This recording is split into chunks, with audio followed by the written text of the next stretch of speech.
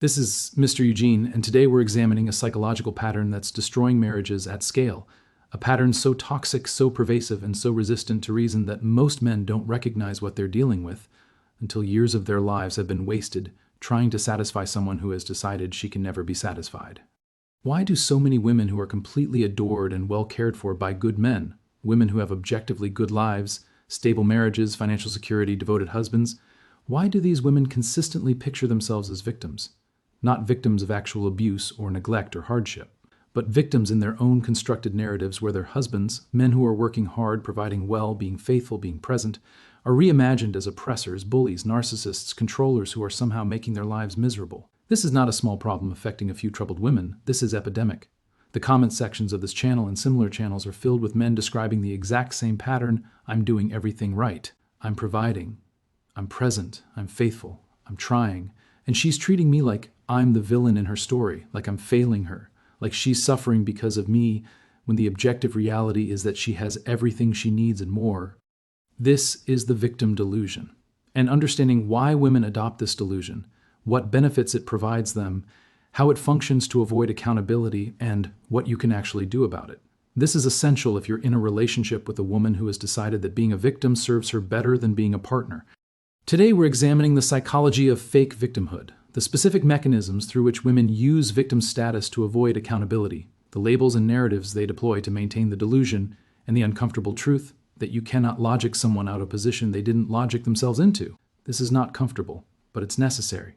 Because living with a woman who has cast herself as the victim and you as the villain will destroy you if you don't understand what's actually happening. Stay with me. This explains why nothing you do is ever enough. What's in it for her, the benefits of fake victimhood? Let me start with the question that confuses most men. Why would a woman who has a good life, a good husband, genuine security and care, why would she construct a narrative where she's suffering? Because victimhood provides enormous psychological and practical benefits that accountability does not. Benefit 1. Complete avoidance of accountability. Being accountable is hard work. It requires looking honestly at your own behavior, acknowledging your mistakes, taking responsibility for your contribution to problems, apologizing genuinely when you're wrong, and working to do better. Most people, men and women, resist this because it's uncomfortable, but functional adults do it anyway because accountability is the foundation of character, relationships, and personal growth. Victimhood provides a shortcut around all of that. If you're a victim, nothing is your fault. Problems in the relationship, his fault. Financial stress, his fault. Her unhappiness, his fault. Conflicts with children, his fault for not supporting her properly. Literally any difficulty or dissatisfaction can be externalized onto him as the source rather than requiring her to examine her own contribution. This is psychologically seductive. Instead of the painful work of honest self-examination, she gets to maintain that she's blameless, that she's doing everything right, and that if only he would change, do better, meet her needs properly, everything would be fine. Benefit 2. Moral superiority and justification for poor treatment victims occupy the moral high ground. If she's suffering because of him, then she's morally superior. She's the good person being wronged by the bad person. This creates automatic justification for how she treats him. She can be disrespectful because he doesn't deserve respect given how he's treating her. Withholding of affection or sex because she can't be intimate with someone who's hurting her. Critical and demanding because she's just trying to get him to stop causing her suffering. Emotionally cold or distant because she's protecting herself from his harmful behavior. All of this poor behavior becomes justified in her mind because she's the victim. She's not being a bad wife, she's responding to his bad husband behavior. She's not failing the relationship, she's surviving in difficult circumstances he's created. Benefit 3. External validation and support. Modern culture is designed to validate female victimhood automatically. If she tells her friends, her family, her therapist, her social media audience that she's struggling in her marriage, that her husband doesn't understand her, that she's doing everything and getting nothing, she receives immediate support, sympathy, and validation. Nobody questions whether her narrative is accurate. Nobody asks what he's experiencing or whether her characterization is fair. She's a woman claiming to be unhappy in her marriage, therefore she must be the victim and he must be failing her. This external validation reinforces the internal narrative. Everyone agrees she's right to feel victimized. Everyone supports her complaints about him. This makes the delusion harder to break because she has an entire support structure affirming that her distorted perception is reality. Benefit 4. Leverage and control. Victim status provides enormous leverage in the relationship. If he's the villain causing her suffering, then he's always in the wrong. He's always defending himself. He's always trying to prove he's not as bad as she's characterizing him. This puts her in control of the relationship dynamic. She's the judge determining whether his behavior is acceptable. She sets the standards that shift unpredictably and can never be fully met. She holds him accountable while refusing to be held accountable herself. This is a profound power position. And many women, consciously or unconsciously, recognize that maintaining victim status maintains their control over the relationship in ways that genuine partnership would not. Benefit 5. Avoidance of adult responsibilities. If she's a victim, if she's suffering, if she's barely holding it together, if she's overwhelmed, then people don't expect as much from her. The responsibilities of being a functional adult, a good wife, an active partner, these can be minimized or avoided because she's in crisis mode. She doesn't need to be reasonable. She's too stressed. She doesn't need to be fair. She's too hurt. She doesn't need to contribute equally. She's doing all she can just to survive. Victim status is a perpetual excuse for underperformance. And if he expects more from her, if he asks her to be accountable, to contribute more, to treat him better, he's being unreasonable. He's adding to her burden. He's proving that he doesn't understand or support her, which reinforces the victim narrative, how the delusion functions, the psychological mechanics. Now let's examine exactly how this delusion operates psychologically, because understanding the mechanics helps you recognize it and potentially interrupt it. Mechanism. 1. Interpreting normal expectations as attacks when you ask her to be accountable, to explain a decision, to acknowledge a mistake, to take responsibility for something. She interprets that as an attack. In her internal narrative, she's already doing everything. She's already overwhelmed. She's already suffering. So when you ask her to do more or be better, you're not making a reasonable request from a partner. You're attacking a victim who is already at her limit. This triggers fight or flight response. Fight, she argues, defends herself, counterattacks by listing everything she does and everything you don't do, makes you the problem for even raising the issue. Flight, she shuts down, withdraws, goes silent, mentally disconnects from the conversation, because engaging with your false accusations is too painful. Either response accomplishes the same goal, avoiding accountability by reframing your reasonable expectation as an unreasonable attack that she's defending herself against. Mechanism 2. Dehumanizing labels that justify poor treatment to maintain the victim narrative. While treating you poorly, she needs to dehumanize you through labels that make poor treatment feel justified.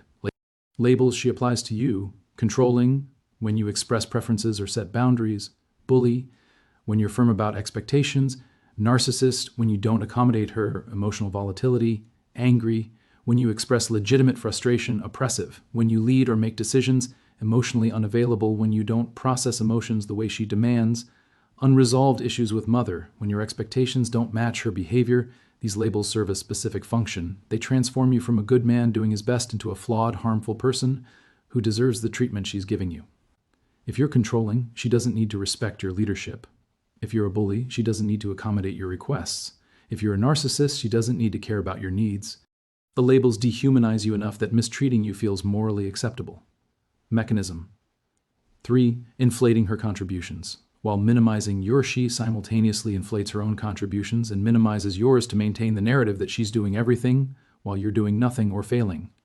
Her internal narrative: I do everything around here. I'm the only one who cares about this family. I work 173 hours a week. Obvious exaggeration, but genuinely believed.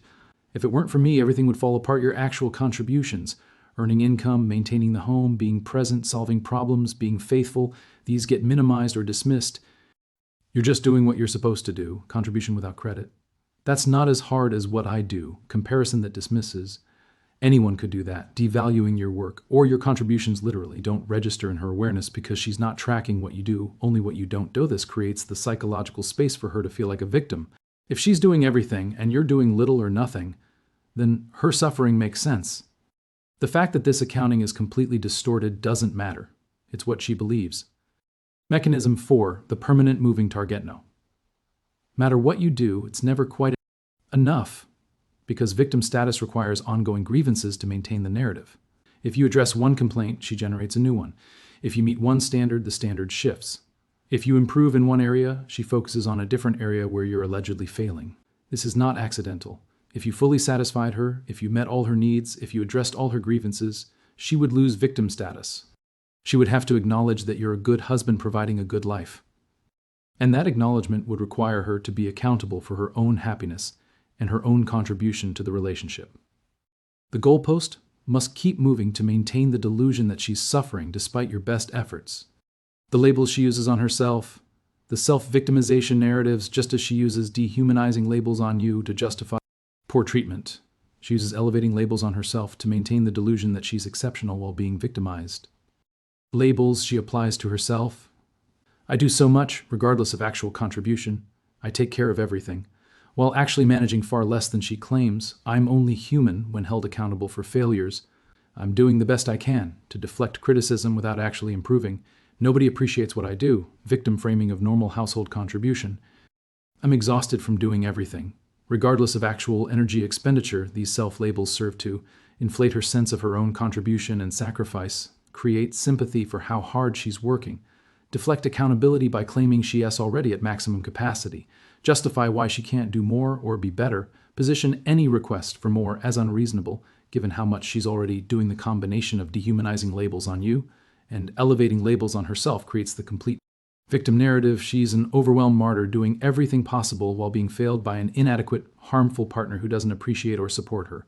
What you can actually do, breaking the spell or recognizing when you can't. So what do you do when you recognize that your wife has adopted the victim delusion and is treating you as the villain despite you being a good partner? Step 1. Name the pattern directly. Stop, allowing the pattern to operate invisibly. When she uses the victim-villain framing, name it directly. I'm not a bully because I asked you to explain why you spent $450 on dinner with friends without discussing it with me first. That's a reasonable question about our shared finances. You're not a victim because I expect you to contribute to household responsibilities. You're a partner in this marriage, and partnership means both people contribute. I'm not controlling because I have preferences about how our home is managed. Having preferences and expressing them is normal. You calling that controlling is a way to avoid discussing the actual issue. This interrupts the automatic framing. Instead of defending yourself against the false accusation, which keeps you in the defensive position she's trying to force you into, you're identifying what she's doing and refusing to participate in it. Step 2. Set clear boundaries about acceptable treatment. You are not required to accept being treated poorly just because she's decided you deserve it. I will not accept being spoken to disrespectfully. If you have a concern, express it respectfully or we're not discussing it. I will not accept being blamed for your emotional state. I'm responsible for my behavior. I'm not responsible for managing your emotions about my behavior when my behavior is reasonable. I will not accept you withdrawing affection or intimacy as punishment for perceived slights. Either we address issues directly like adults, or we acknowledge that you're using intimacy as a control mechanism, which is not acceptable. These boundaries won't be well received initially. She's accustomed to treating you according to the villain role she's cast you in. Your refusal to accept that treatment disrupts her entire framework. Step 3.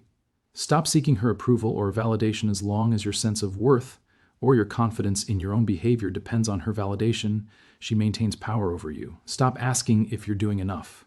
Stop seeking her approval for your contributions. Stop trying to prove you're a good husband to someone who has decided you're not. Validate yourself. You know what you're contributing. You know what you're sacrificing. You know whether you're being a good partner. Her refusal to acknowledge it doesn't change the reality. This removes one of her primary sources of leverage, your need for her to see you positively. When you stop needing that, her assessment of you loses its power. Step 4. Require reciprocity. You do not have to continue providing at high levels to someone who provides little and appreciates nothing. If she's not meeting you halfway, if she's not contributing, not being affectionate, not treating you well, you can reduce what you're providing to match what you're receiving. This is not punishment. This is recognizing that relationships require reciprocity and that continuing to give to someone who only takes creates resentment and enables their poor behavior. I'm happy to do X when you're also doing Y, but I'm not going to keep doing X while you do nothing and then complain that I'm not doing enough. Step 5. Recognize. When the delusion is too deep to break, here's the hard truth. Some women are so invested in the victim narrative that no amount of evidence will break the spell. The delusion serves them too well. The benefits are too great.